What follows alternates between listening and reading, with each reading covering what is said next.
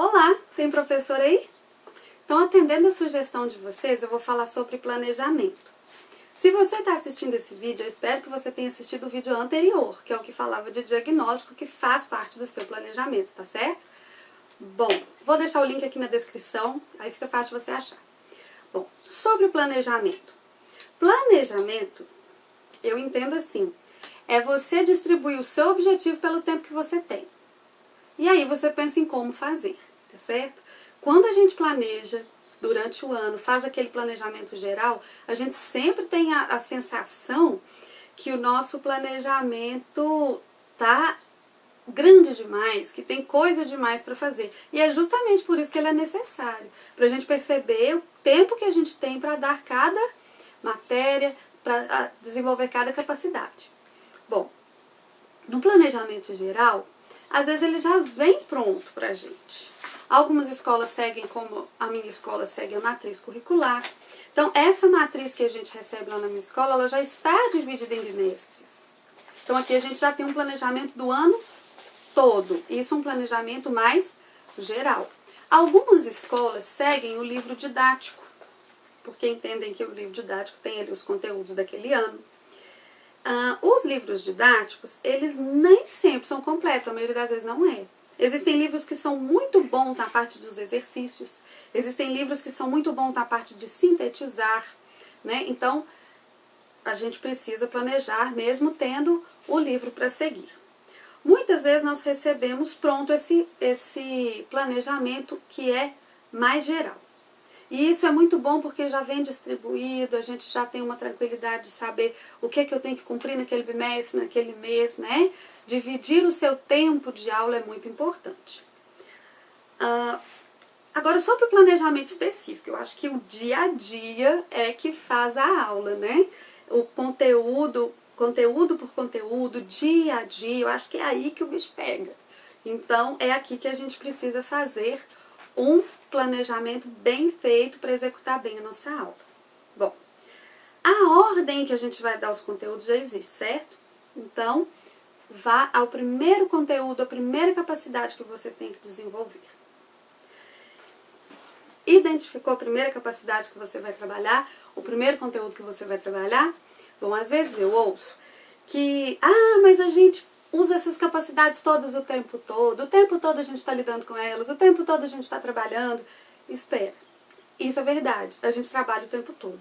Mas quando você for planejar, a cada aula tenha foco em uma habilidade, em uma capacidade, em um conteúdo. Mesmo que todos estejam em jogo, mesmo que você esteja trabalhando todos, coloque foco na sua aula.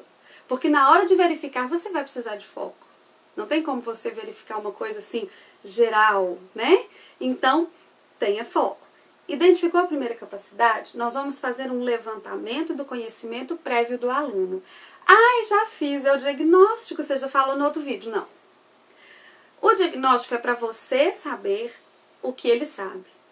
O levantamento do conhecimento prévio é para ele saber o que ele sabe. É para ele buscar lá no conhecimento dele o link que ele vai fazer para tornar significativo o que você vai ensinar. Ou que você vai ajudá-lo a aprender.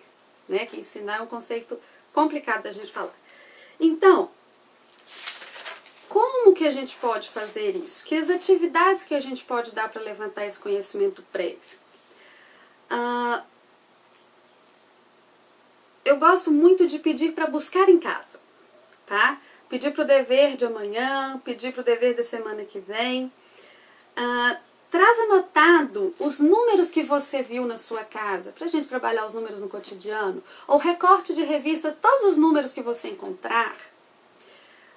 Investigue na sua caixa de correio, o que chega pelo correio.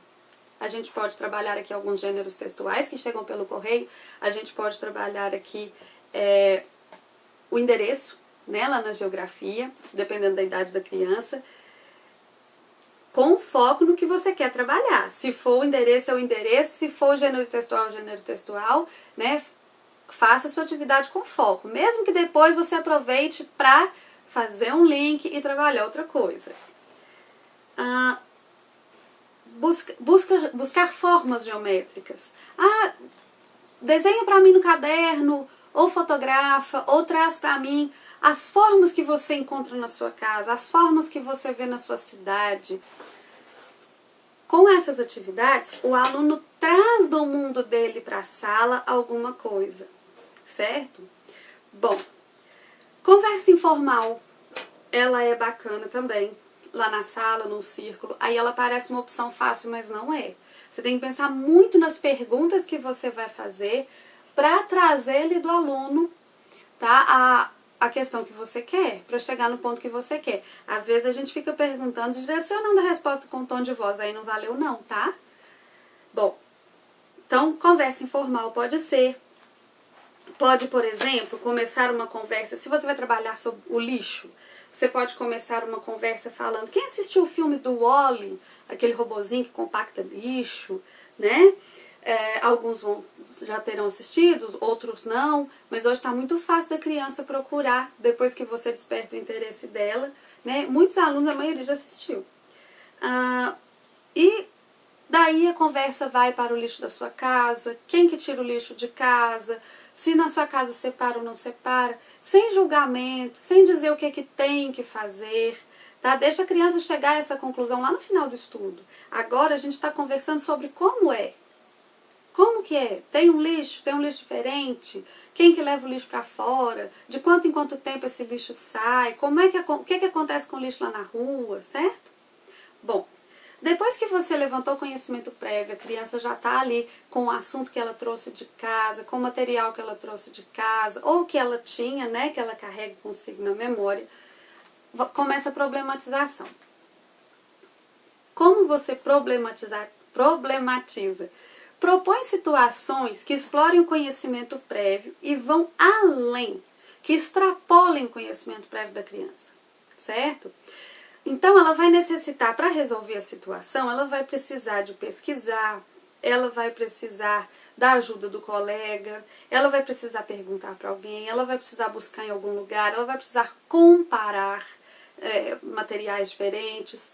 E assim, ela vai trabalhar para ir além daquilo que ela trouxe de casa. Então, você propõe uma situação, podem ser jogos, desafios, enigmas, projetos para executar, né? Então, estudo que extrapole o que ela trouxe de casa vai fazer parte vai ser a resolução dessa problematização que você fez. Depois que resolvemos ou não os problemas, né? A gente vai socializar. Você conseguiu executar o projeto? Conseguiu montar o brinquedo que precisava de uma leitura de manual, ou você conseguiu desvendar o enigma que precisava de uma pesquisa, conseguiu desvendar um desafio que precisava de uma operação específica que eles ainda estão aprendendo, ou vocês conseguiram, quem ganhou o jogo, como é que foi, como é que você ficou. Então as crianças vão contar como elas fizeram. Onde que elas erraram? Elas mesmas identificam isso. Onde você errou? Onde é que você acertou? Por que você conseguiu passar na frente? O que aconteceu que você ficou para trás? Então, aqui as crianças vão socializar, contar umas para as outras o que aconteceu, como é que foi feito, o que deu certo, o que deu errado. Depois que isso acontece, chega a sua vez de apresentar as alternativas. Aqui você explica, aqui você expõe. Por exemplo, uma situação onde a criança ainda não sabe multiplicar, ela pode fazer uma soma imensa de vários fatores. Aí você vai e explica, olha, existe uma operação que simplifica isso daqui. É a multiplicação, é assim que a gente faz, tá certo? Então, aqui você explica. A síntese. Bom, a criança trouxe um conhecimento de casa, você deu um problema que ia além daquele conhecimento, então ela teve que buscar, ela teve que trabalhar para resolver. Ela socializou essa resolução, você apresentou algo a mais para ela. Façam uma síntese, que seja escrita para a criança estudar depois, que ajude a memorizar, façam uma síntese. O que a gente fez, como que a gente fez. Então a gente pode generalizar aqui, a gente pode criar regras, né? Então faça uma síntese que deve ser escrita, que é melhor que seja feita junto com as crianças. Depois vem a fixação, os exercícios. Aqui é uma boa hora para usar a tecnologia. Às vezes eu vejo professor sendo cobrado de a escola de computador você não usa, tudo.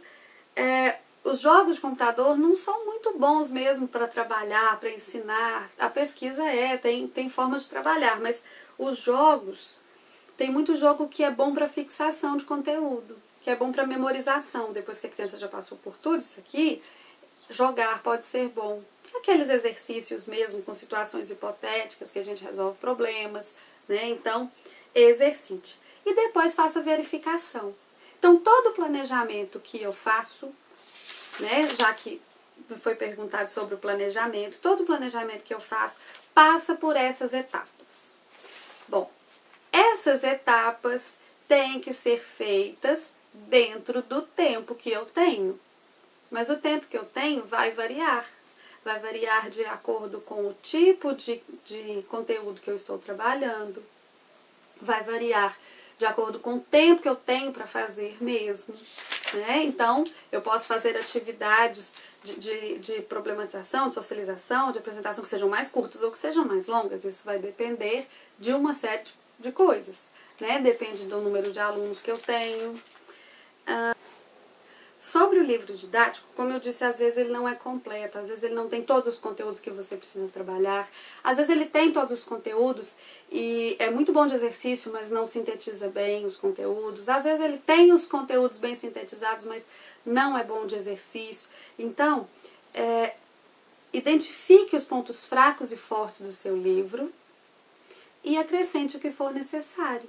Se é um livro bom de síntese, dê mais exercícios no caderno. Se é um livro bom de exercícios, faça a introdução de uma forma diferente, faça a síntese com os alunos, certo? O livro didático ele pode ser enriquecedor do seu trabalho ou empobrecedor dele também. Então tome cuidado com ele. Bom, eu espero que eu tenha respondido as dúvidas, né, de quem pediu o vídeo, que eu tenha te ajudado. Se você gostou, curte, compartilhe com os colegas, se inscreve no canal. Um beijo e até a próxima!